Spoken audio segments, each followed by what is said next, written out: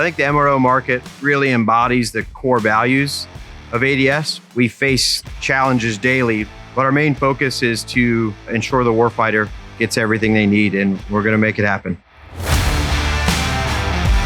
So the MRO team, maintenance, repair, and operations, we really focus on tools and equipment for the military engineer community. It's the tools, it's the things behind the scenes that really make the wheels turn. So we do anything from mission critical kits for airfield damage repair to critical components on vehicles, whether it's on the water or on land.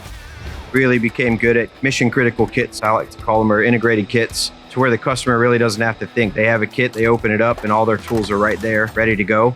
We provide kits for the U.S. Air Force civil engineers, as well as expedient repair systems to repair water lines or fuel lines that are damaged in case of an attack or a disaster. One big project was in Liberia when the Ebola outbreak happened. We put boots on the ground, working with local suppliers to provide materials, shelters, anything that was requested to help support the humanitarian crisis there. We have a motto: we do what we say we're going to do. We work as a team to make sure that happens and to ensure that our warfighters, our partners, and our colleagues get supported the way they deserve.